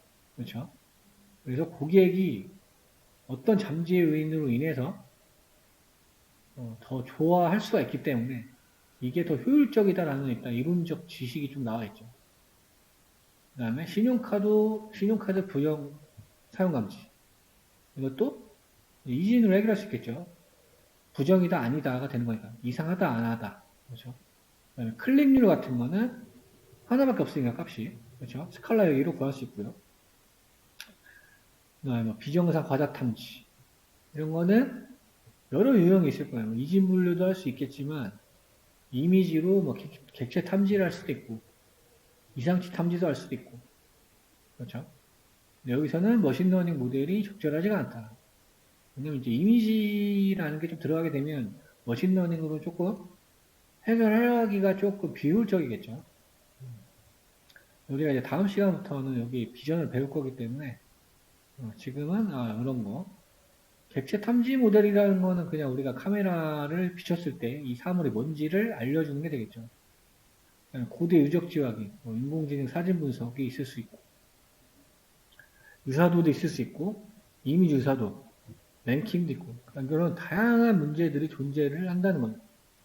그래서 어떤 문제를 해결하기 위해서는 데이터셋이 있어야 되고 데이터셋을 어떻게 확보해야 되고 그 다음에 출력이 뭐가 나와야 되고 그렇죠. 그 다음에 어떤 모델을 만들 것인가 그러니까 이런 기본적 지식을 알고 있다고 하면 그렇죠. 모델 선택할 때 조금 빠르게 효율적인 걸 선택할 수 있겠죠. 여러 가지 다 돌리는 것보다 이미 이런 문제는 이 모델이 보편화되어 있다 보니까 그런 게 있을 거예요. 그 다음에 뭐 기존에 잘 되어 있는 게 있냐 그렇죠? 담당자가 직접 선별하는 구조냐 뭐 이런 게 되어 있을 수 있고 그 다음에 특별히 고려해야 될 점 이거는 약간 이제 환경 요소일 거예요. 환경 요소 어떤 네트워크 이슈나 그렇죠? 환경 문제 암호화된 이메일일 경우에는 사용자 전화기에서만 작동을 해야 된다. 이것도 환경 이슈죠. 그러니까 약간 폐쇄망이라고 생각하게 되겠죠. 그 다음에 이것도 지금 폐쇄망에 대한 얘기죠. 공장에서만 작동해야 된다. 그러니까 이런 거. 왜냐하면 이런 걸 염두를 안 해놓다 보면은 일을 두 번 하는 경우가 생기겠죠. 그렇죠? 엄청나게 노력을 기했음에도 불구하고 새롭게 만들어야 될 수도 있어요.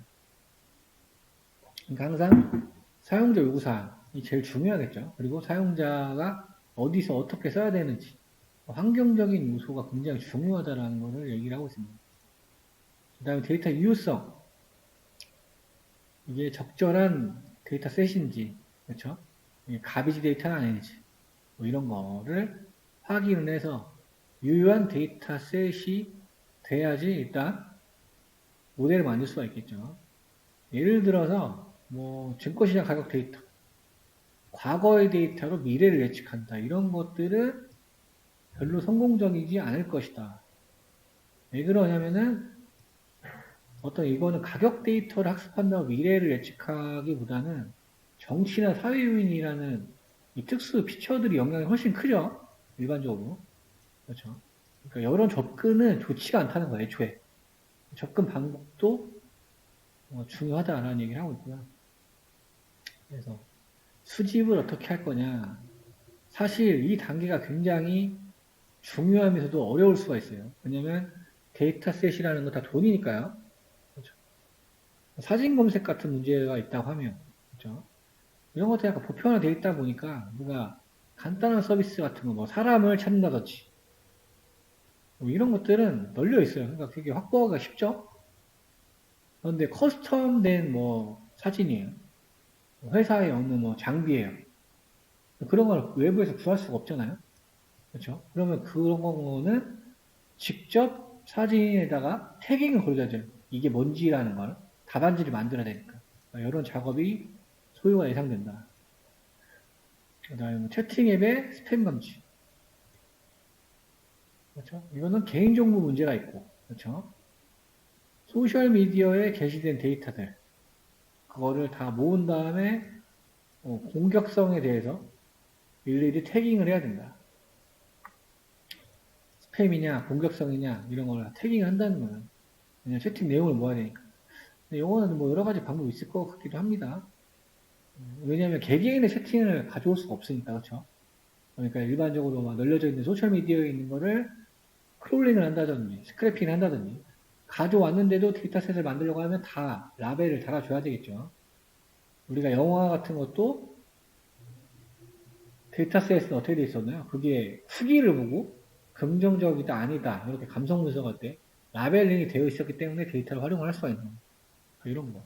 이런 거는 사실 양이 어마어마하겠죠. 대화에 대한 태깅이니까. 왜냐면 데이터셋이 너무 적어도 안 되니까요. 음악 추천 엔진 같은 거는 뭐 좋아요 같은 거 이런 거에 대한 누적 값을 활용할 수도 있고 클릭률은 몇 년치, 몇 달, 아니면 주말, 평일, 시간대별로 그런 걸 활용할 수도 있을 거고 이상치 탐지 모델 같은 경우는 카메라로 컨베이어 벨트를 감지하는 사진 그러면 정상 사진이 있을 거고 뭔가 이상치가 되어 있는 사진이 있을 거잖아요. 그렇죠. 그런 것들. 인공위성으로 된 과제들, 그러면 이제 뭐, 캐글이나 여러 사이트에서 제공을 하는지 안 하는지, 그렇죠? 확보가 가능한지, 개수는 얼마 정도 있는지, 이런 것들. 그래서 데이터셋이 굉장히 중요합니다. 의존성이 굉장히 짙어요. 훈련셋의 크기, 라벨에 대한 신뢰도, 정답지를 내가 만든 게 아니면, 그렇죠? 공식적으로 오픈 플랫폼을 제공한 게 아니면 잘 신뢰가 안 갈 수가 있죠. 데이터 학자가 그 어떤 방식으로든 검수를 해야 되겠죠.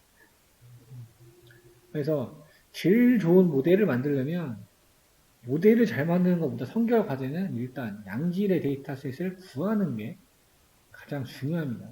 데이터 자체가 비용이기 때문에. 그 다음에 타깃 데이터, 정답지 말하는 거죠. 지도학습의 경우에 타깃 데이터셋을 어려울 수 있어요. 문제에 따라서. 쉬운 것도 있지만 어려운 것도 있어요. 그럼 이제 이거를 어떻게 내가 이 데이터셋 라벨링 할 건지도 전략을 세워야 되는 거죠. 직접 노하다 하면서 직접 태깅을 해야 되는가. 아니면 아마존, 메카니컬 터크라는 크라우드 소싱. 이거는 이제 용역을 주는 거죠. 외부에. 아니면 데이터 라벨링 전문 회사를 이용해야 되는가. 이런 것들에 대한 전략이 있을 겁니다. 이것도 근데 다 비용이죠. 이거 빼고는. 이건 내가 하는 거다. 이 두 개는 비용이죠. 비용. 그 다음에 이제 여기서 끝나는 게 아니고 라벨링이라는 걸 정답지를 매겨주는 작업이라고 생각하시면 돼요. 약간 이미지 분야에서는. 강아지, 고양이 같은 거는 아무나 분류할 수 있잖아요. 그렇죠? 그거는 초등학생 이상만 돼도 가능하죠. 그러니까 일반인도 다 할 수 있단 말이에요. 품종을 분류하는 거는 좀 쉽지 않죠. 그쪽 커뮤니티 전문가거나 그렇죠? 어느 정도 지식이 있어야 되는 거. CT 자료 같은 거는 아예 학위가 있어야 되죠. 왜냐하면 의사만 다룰 수 있다 보니까. 여기에는 또 개인정보 이슈도 있고요. 법에 대한 이슈도 있죠. 이런 문제들이 있단 말이죠. 전문 지식이 요구되는 거. 어떤 이런 라벨링 작업이 있을 때 그 사람들을 훈련을 내가 지도를 시켜가지고 이렇게 해주세요라고 할 수 있는가? 그게 아니면 이런 강아지 품종 분류를 해야 되는 일반 사람이 못 하잖아요? 이거를 할 수 있는 사람은 어디서 찾을 수 있는가? 그렇죠? 전문가들이 이걸 어떻게 구분하는지 방식을 아는가? 그렇죠? 그러니까 아무나 할 수 있는 것도 있지만 아무나 할 수 없는 답안지를 만드는 작업들이 있다는 내용이죠, 이거는. 그래서 직접 하는 경우는 자동화 프로그램이 있으면 좋긴 하겠죠. 그렇죠. 직접 막 힘들게 하는 것보다. 이거는 어느 정도의 기법이 존재합니다. 어렵지 않고 나중에 우리 뭐 오류걸차에 시간이 되면은 제가 이제 그 AI 엔지니어링 쪽도 다루니까 해보고 재미 느끼시면은 저한테 요청하시면 그 시간에 포함해서 알려드리도록 하겠습니다. 그 다음에 대표성이라는 건 실제로 얘를 현업에 적용했을 때 의미가 있어야 되겠죠. 그렇죠. 학습에만 너무 편향된 데이터로 학습하고 너무 테스트하고 분리된 그런 데이터로 학습을 해봤자 의미가 없겠죠. 그렇죠. 뭐 예제가 몇 개 나와요. 음식의 이름을 맞추는 앱에 들어갈 머신러닝 모델을 만들고 있는데 일반인이 찍는 사진과 유사한 데이터셋을 사용해야 된다. 그렇죠. 이게 왜 그런 거예요? 어차피 사용하는 사람들이 일반인이 말이에요. 그렇죠? 근데 내가 음식이 있으면 그렇죠.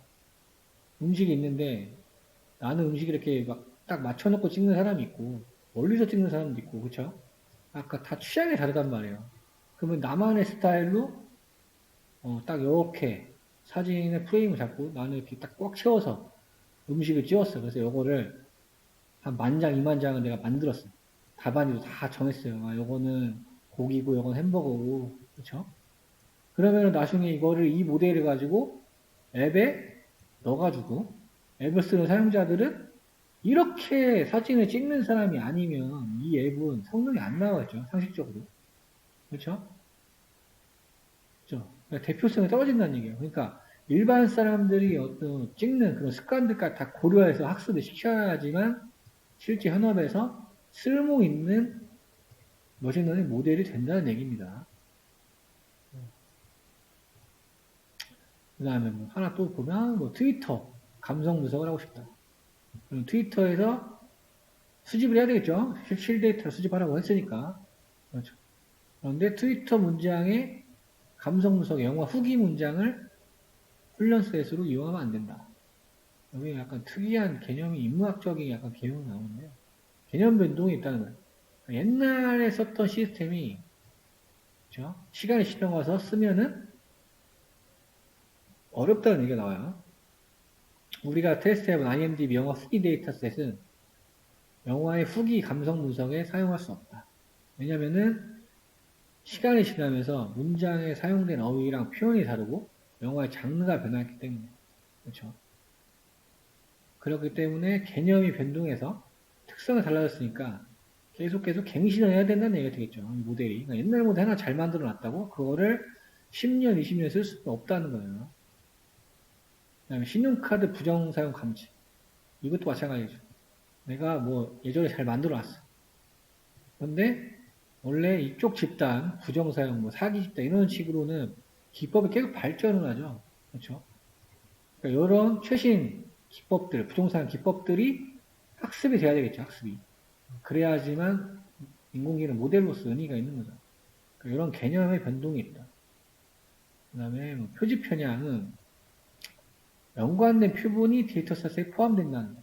여기는 뭐 하나 얘가 나오는데요. 예전에 공화당 후보가 민주당 후보를 이긴다라고 트루먼 후보 이긴다고 했지만 다음날 트루먼 대통령이 당선이 됐다.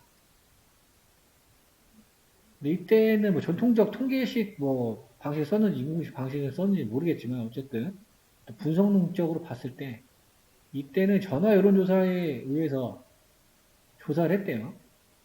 근데 딱 이 당시에는 부자이면서 보수적 성향을 가진 사람들만 전화기가 있었다는 거예요. 그렇죠. 그러면 다 이걸 뽑는다고 했겠죠. 그러니까 표본을 잘못 설정한 거죠. 그러니까 이건 아예 분석을, 접근을 잘못한 거. 그 이후로는 어떤 편향을 피하면서 여론조사를 해야 된다는 걸 인지하게 되었다. 그렇죠. 특히 정치 관련 언론사가 그렇다.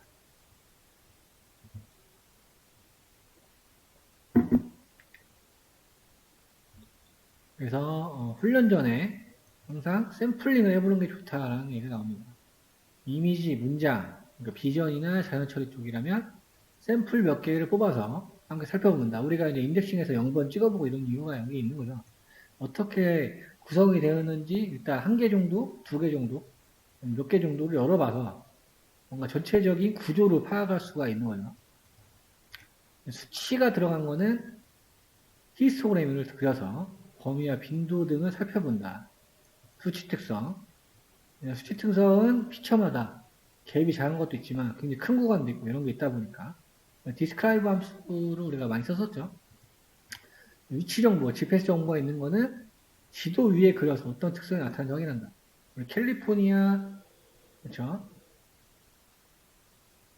그 접근할 때, 그 접근성에 대한 거 데이터에서 다뤄본 적 있었죠. 그런 거. 그래서 그 지도 위에다가 GPS 값을 뿌려서 시각화해서 확인해 본 적이 있었고요. 결측치가 포함된 거는 어떻게 처리할지를 약간 방향 결정을 해야 되는 거죠. 뭐 평균값으로 채울 건지, 아니면 날릴 건지, 이런 거에 대한 고민이 필요할 거고. 분류 문제의 경우에 범주별 샘플수를 확인한다. 그렇죠. 그 다음에 데이터셋에 어느 이제 밸류 카운트를 해봐서 한쪽으로 치우친 경우에는 어떤 이유가 있는지를 해석을 하고 들어가야 되는 얘기죠. 일반적으로 우리가 다루고 있는 학습 데이터셋은 약간 균등하게 분포가 되어 있지만 꼭 그렇지는 않겠죠. 일반적인 사회에 있는 데이터 사용할 때는. 범주로 분류해놨지만 뭐 어느 범주는 데이터셋이 몇 개 없고 그렇죠? 어떤 데이터셋은 굉장히 많고 이럴 때 어떻게 처리해야 될지 전략을 세워야 되는 얘기고 그게 뭐 합당한 이유로 그렇게 돼 있는 거면 이 피처를 고려해야 될까 말까는 이제 데이터 과학자가 결정을 해야 되겠죠. 그 다음에 용이는 타깃에 대한 정보가 입력이 돼야 되는지 안 되는지 입력 데이터셋에 환자 이력 정보를 통해 암이 발생할 가능성을 예측하는 모델을 훈련시킬 때 그렇죠? 환자의 어떤 진단 정보가 포함될 수가 있다. 약간 개인정보에 대한 문제가 좀 포함이 되어 있는 것 같아요. 성능지표, 이것도 우리가 알고 있는 거죠. 그리고 뭐 분류 모델일 때 어큐로시, 회귀 문제일 때는 MSE, RSME, 이런 것도 이용한다. 그런데 단 한 가지 지표로는 활용을 하면, 해석을 하면 안 된다고 했습니다.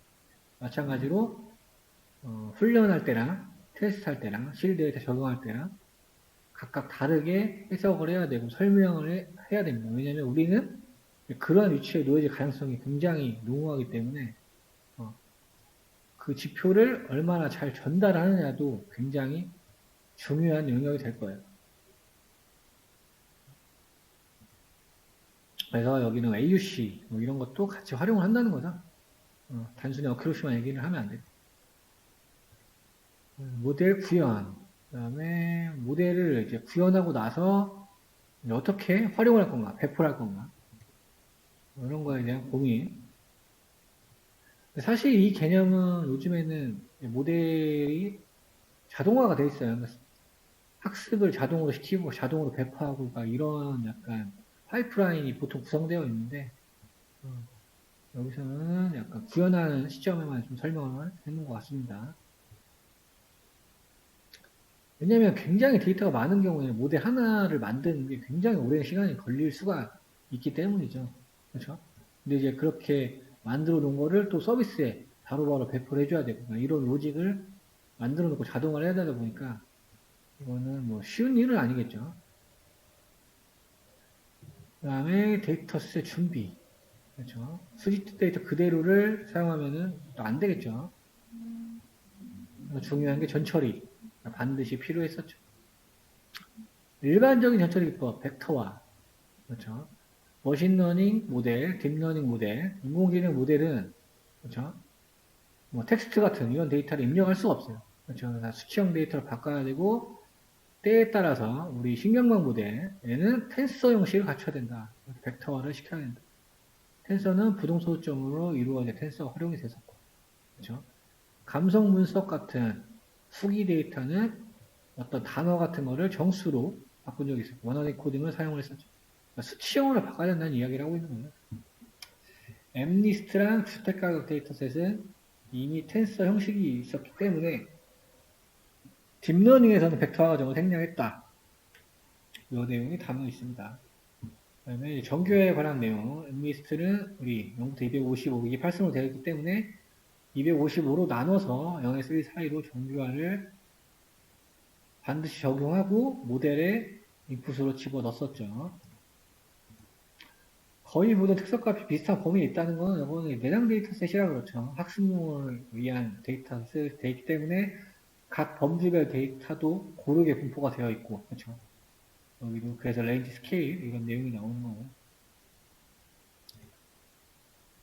이건 표준화 얘기하는 거죠. 표준화. 표준화 얘기하는 거. 근데 엠리스 데이터셋 그럴 필요는 없죠. 이게 이미 되어 있기 때문에. 결책치는 어떻게 처리해야 되는지. 범주형의 특성인 경우, 수치형인 경우, 평균값으로 할 거냐, 중앙값으로 대체할 거야. 이런 거에 약간 고민이 있을 수가 있고요.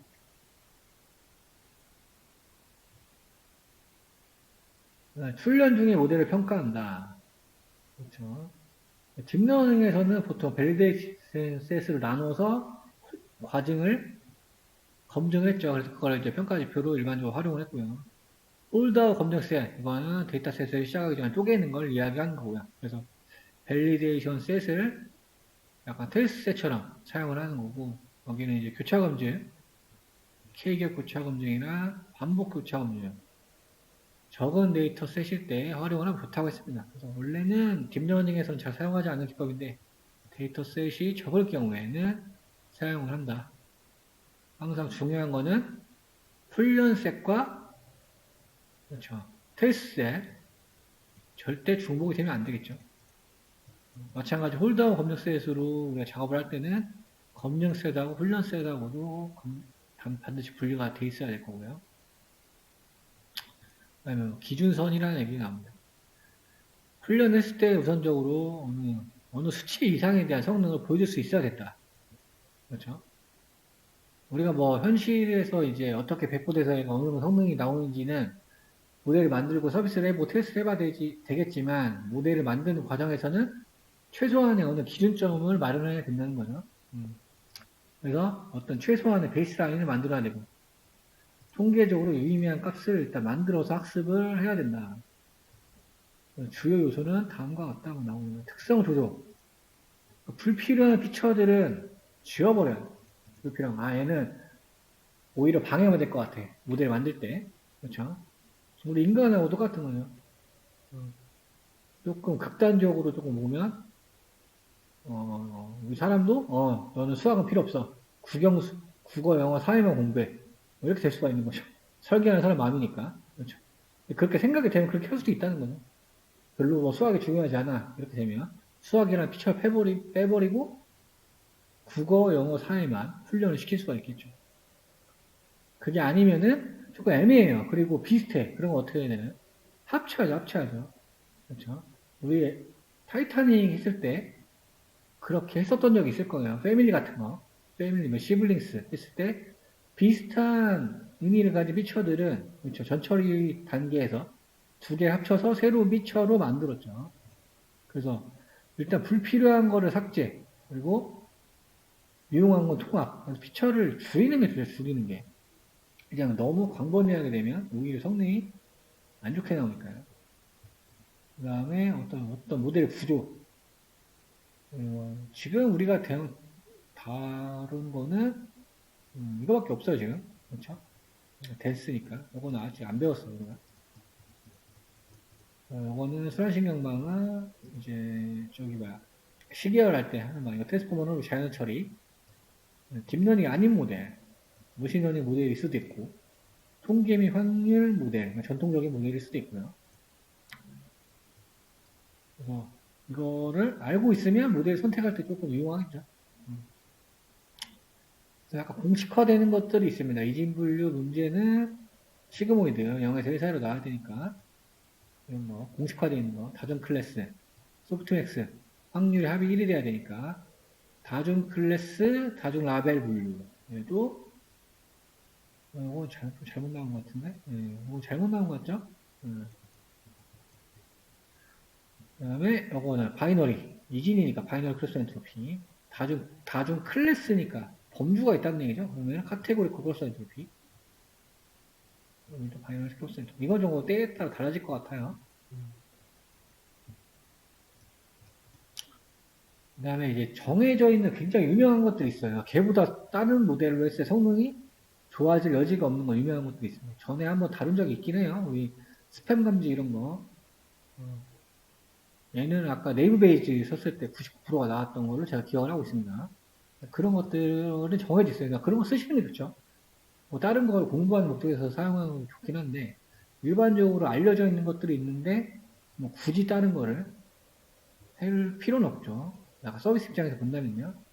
스팸 감지, 음악 추천, 이미지 분류 이런 거는 이미 굉장히 좋은 모델들이 만들어져 있다. 그래서 어떻게 쓰면 좋을지 사전 조사를 해야 된다. 기준선을 깨지 못하는 경우는 일단 뭘 내가 열심히 노력을 했지만 최소 베이스라인을 통과를 못했다는 거죠. 그러면 이런 경우에는 일단 데이터가 잘못되어 있을 가능성이 높다는 거예요. 데이터가 너무 적거나 부적절하거나 라벨지가 잘못되어 있거나 그러니까 이런 것들. 그래서 애초에 데이터셋을 점검을 해보는 것이 좋다. 약간 일반적인 관점이 되는 거예요. 그 다음에 과대적합 모델 구현. 과대적합 모델을 만들어야 우리가 적정한 에포스를 찾을 수 있기 때문이죠. 어느 정도 발생을 시킬 수가 있어야 돼요. 그래야지 적정한 에포스 찾을 수 있으니까요. 그래서 보면은 우리 레이어 추가, 그 다음에 뉴런스, 유니스 추가, 에포크스로 늘리는 방법 이런 것들이 대표적인 방법들이 있다.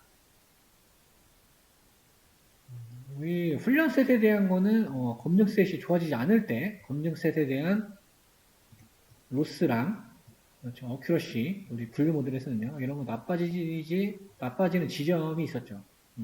그러면은 훈련을 멈추고 거기까지만 훈련을 하는 게 가장 이상적이다. 이게 있을 거고요. 모델 구제와 튜닝, 우리가 좀 전에 했던 거. 다른 모델을 아키텍처로 사용한다. 층을 추가하거나 삭제해서. 그 다음에 드롭아웃 적용하는 거. 작은 모델의 경우에는 라소랑 리치, 규제를 적용하는 부분. 그 다음에 뭐 러닝 레이트나 층의 유닛. 이건 원립층 얘기하는 거죠. 그런 거 조절할 수 있고. 아니면 데이터 전처리 또는 특성 조정 방법. 사실 이 두 개가 더 하드웨어적인 거예요. 이 두 개가 훨씬 영향이 많을 거예요. 이건 약간 소프트웨어적인 측면이라고 우리가 보면 이거는 약간 하드웨어적인 느낌으로 이해를 하시면 되겠습니다. 그래서 여기 뭐 케라스 튜너 이런 도구가 있는데 이런 거를 하면은 상당 부분을 자동화할 수 있다. 그다음에 우리가 튜닝을 너무 하게 되면 일반화가 어렵다고 했어요. 그렇죠? 너무 많이 학습을 하게 되다 보면 어느 정도 모델 훈련에 흘러 들어간다는 거예요. 그렇게 되면 테스트셋, 그 실전 데이터에 대한 성능이 나쁠 수가 있다. 적절한 튜닝 기법을 사용해야 되며 너무 많은 튜닝은 피해야 된다. 이거는 딥러닝 머신과 똑같은 내용이죠. K기업 같은 보다 신뢰할 만한 검증 기법을 사용해야 된다. 얘는 뭐 학습 데이터셋이랑 검증 데이터셋을 바꿔가면서 하는 거니까 그렇죠. 좋아지지 않을 수가 없죠. 내가 완전히 실전 모의고사도 풀어보는 그런 느낌이니까요. 그 다음에 여기는 제가 아까 잠깐 말씀드린 거 그건 어떤 의뢰인, 그러니까 우리 요청한 부서가 되겠죠. 회사 입장에서는 어떻게 인공지능으로 어떤 문제를 해결해달라고 요청하는 부서, 아니면 뭐 비즈니스 계약 관계라고 하면 뭐 갑이 될 수도 있고요. 투자자가 될 수도 있겠죠. 네, 항상 IT에서 제일 중요한 거는 그렇죠. 요구사항 분석이에요. 요구사항 분석. 그러니까 이 의뢰인, 의뢰하는 기관, 그렇죠. 이 사람이 뭘 요구하는지, 20단이 뭘 요구하는지를 제가 이해하는 것도 중요하고, 거기서도 그걸 잘 만들어 와야 되겠죠. 이게 솔직히 가장 중요합니다. 이제 반이에요, 반. 그렇죠? 실제 현업에서도 이거 때문에 여러 영역이 가장 민감하기도 하고 어려운 부분이기도 하죠, 사실. 문서를 만드는 것도 굉장히 복잡하고요. 일반적인 현상이에요. 비전문가들, 그러니까 인공지능을 용어는 다 알잖아요. 그렇죠? 근데 그런 잘 모르는 사람이 있단 말이에요. 그러니까 기술적으로는 모를 수 있잖아요. 인공지능에 대한 기대치가 너무 높아요, 일반적으로. 그렇죠? 이건 뭐 미디어 영향일 수도 있고, 사회적인 영향일 수도 있고요. 마치 인공지능을 넣게 되면 안 되는 게 되는 걸로 일반적으로 생각을 하고 있어요, 사람들. 예를 들어, 신용카드 부정사용 문제에서 이거를 넣으면은 뭐 100% 신용카드 부정사용을 찾는 줄 알아요. 다 구분해서 100%. 이렇게 이해를 보통 하고 있다. 그렇기 때문에 성능과 한계를 명확히 보여주는 것이 중요합니다. 이거는 이제 어떻게 설명을 해야 되냐면, 뭐 몇 프로, 몇 프로 이렇게 얘기하는 것보다는 약간 건수 느낌을 얘기해 주시는 게 좋아요. 인공지능 탑재 안 했을 때는 하루에 부정사용량이 100건이었는데, 그죠? 인공지능 모델을 탑재했더니 하루에 발생하는 부정사용량이 뭐 2건이더라. 그렇죠? 그럼 이제 의뢰인은 2건은 어떻게 없애냐? 이렇게 물어볼 거잖아요, 보통. 거기에 대해서 이제 조금 더 부연 설명을 해주면 되겠죠. 뭐, 이 사람은 어떤 유형이었고, 우리 부대는 이렇게 돼 있고, 이렇게 학습됐기 때문에, 이런 거에 대해서는 약간의 오차가 발생할 수 있다. 그렇지만, 실제로 100건을 부정사용으로 탐지해서 굉장히 비효율적이었지만, 98건 정도를 해결했으니까, 안 했을 때보다는, 업무상 이익이 굉장히 좋다. 이런 식으로 좀 설명을 해야 되겠죠. 그리고, 머신러닝에 들어가니까, 시스템이 다 한다고 생각하는 거예요. 다. 모든 일을. 그렇죠. 모든 게 자동화된다. 이렇게 생각할 수가 있습니다. 지금 제가 얘기한 얘기가 이런 거죠. 구체적으로 설명을 해줘야 돼요. 구체적으로 설명을 하게 되면은, 그러니까 전문 용어를 쓰기보다, 그렇죠? 상대방이 어느 수준에 맞게 이야기를 해야 되겠지만, 그렇죠? 여기서 뭐가 어큐러시를 강조하기보다는, 그렇죠? 거짓 음성 비율과 거짓 양성 비율들을 조금 구체적으로 언급을 해야 되는 거예요. 그렇죠? 우리 리콜이랑 그렇죠? 프리시전 할 때 배웠던 것처럼 그렇죠? 현실 세계에서 일어난 데이터를 모델이 잘 찾는 거, 그 다음에 모델이 잘 찾지만 현실 세계에 어긋나는 거, 이런 것들에 대한 설명을 자세히 해주는 게 좋다. 그렇죠? 그다음에 배치할 때, 이제 배포할 때, 인공지능이 탑재를 해서 배포를 할 때 얘기하는 거예요. 그러면 이제 어떤 매개 변수, 파라미터에 대한 거를 의뢰를 해야 된다는 거죠. 뭐 예를 들면 뭐 그런 게 있을 거예요. 뭐 아직 배우지는 않았지만 컴퓨터 비전에서 이제 뭐 산불 같은 거를 하는 인공지능도 탑재를 했다고 쳐요. 그럼 이제 그 사람이 현장에 대한 영역을 잘 알 거 아니에요. 근데 이제 그 어떤 임계값이나 어느 변수 파라미터를 설정해 놓지 않으면 그렇죠. 예를 들어 뭐 50% 이상을 감지했을 때 얘를 이상 탐지로 지정을 해라 이런 걸 말하는 거예요. 여기서는 여러분 지금 제가 얘기하는 건 컨피던스에 대한 얘기를 하는데 어, 이런 것들은 현장에서 담당하는 자가 제일 잘 알겠죠. 그래서 어떻게 할지를 조금 정해줘야 돼요. 담당자 얘기를 해서. 그렇죠? 사실 더 좋은 거는 같이 조금 테스트를 해보는 게 좋겠죠. 현장 테스트를. 그래서 적절한 파라미터를 찾아서 배포를 해놓고, 그렇죠? 이런 인계값들을 담당자가 쉽게 바꿀 수 있도록 아니면 차후의 시스템을 조금 관찰하는 입장에서 이런 걸 조금 요청할 수도 있고 서로 공유할 수가 있는 거죠. 그런 내용들이 포함이 되어 있습니다. 그래서 인퍼런스 모델이라는 게 지금 얘기한 것처럼 제가 어떤 거를 추론하는 거 이런 게 되는 거예요. 그래서 보면은 여기 여러 개 있어요. 파이썬 이외의 언어로 내보낼 수 있어야 된다. 이것도 현장 얘기를 하는 거죠.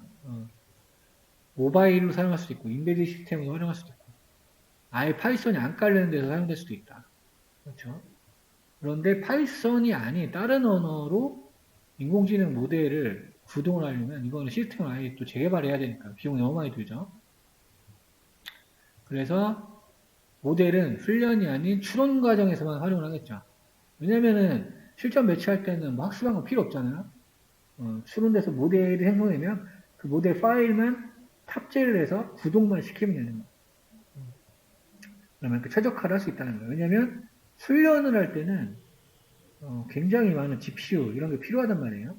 그러니까 영역이 다르다는 거예요. 훈련에 대한 영역이 따로 있고 실제로 추론하는 게 따로 있을 겁니다. 추론은 우리 인공지능 모델에 따르겠지만 뭐 예측하는 걸 말하는 거죠. 실시간 예측, 실시간 추론을 얘기하는 거예요. 서비스 단계에서. 그래서 거의 일반적으로 쓰는 규격을 얘기를 하는 겁니다. 이건 REST API라고 서버 API를 만드는 거예요. 그래서 보통 인공지능 모델을 탑재를 시켜서 서버로 만들어 놓죠. 일반적으로 그렇습니다. 그럼 그 서버에는 보통 GPU가 탑재가 돼 있고요. 그래야지 추론 속도가 빨라지기 때문이죠. 가장 쉬운 방법은 이거예요. 이거 우리가 나중에 다 해볼 겁니다. 여러 가지 충족 조건이 나옵니다. 빠른 인터넷 지원. 근데 이제 인터넷이 안 되는 경우도 있어요. 이런 것도 다 현장을 고려해서 방식을 사용을 해야 되겠죠. 인터넷 연결이 안 되면 다 세팅을 해놓고 장비를 들고 가서 내부에 설정을 해야 되니까 그런 것도 있고. 그 다음에 뭐 속도가 그렇게 빠를 필요는 없다. 뭐 이런 환경 요소도 있을 거고요. 그렇죠. 요거는 뭐 민감한 정보가 없다. 뭐 이런 것도 있을 거고. 그래서 일반적으로 REST IP가 사용되는 부분, 뭐 다양한 프로젝트에서 일반적으로 사용이 많이 됩니다. 이거 말고도 뭐 선도 기업들이 쓰는 클라우드 서비스를 사용할 수 있겠죠. 비용은 들겠지만 이제 클라우드 서비스에 코드를 올려놓고 코드를 구동을 하게 되면 그렇죠. 거기에 연결된 클라이언트들은 인공지능 모델에 탑재된 서비스를 사용할 수가 있겠죠. 클라우드 서비스. 장치를 직접 활용한다는 건 이제 서버 외에 장비를 말하는 거예요. 뭐 보드 같은 것들. 여기 보면 로봇의 암, 마이크로 컨트롤러, 그 다음에 엣지 장비, 카메라에 직접 올릴 수도 있을 거예요. 그 다음에 요거는 이제 생산 공정 과정에서 그 공정을 관리하는 컴퓨터 이런데 환경적인 요소에 대한 내용이 쭉 나오고 있죠. 그래서 모델이 빠르게 반응해야 되는 거, 인터넷이 연결되냐 안 되냐, 그리고 빠르냐 안 빠르냐 이런 것도 있고 전력에 대한 것도 있을 수가 있고요.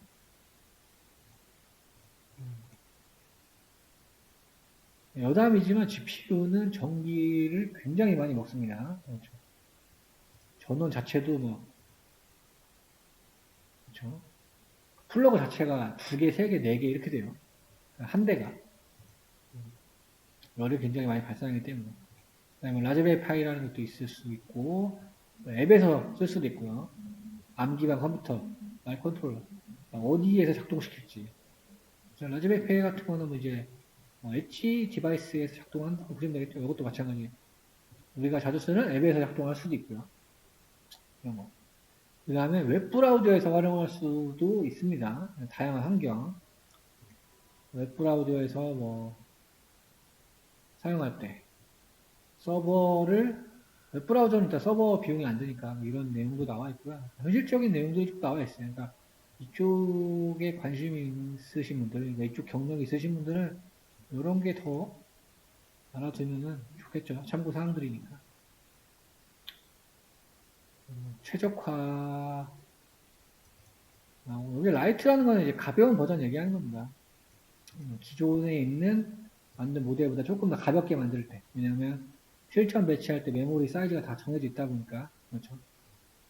그런 게 나온 부분이고요.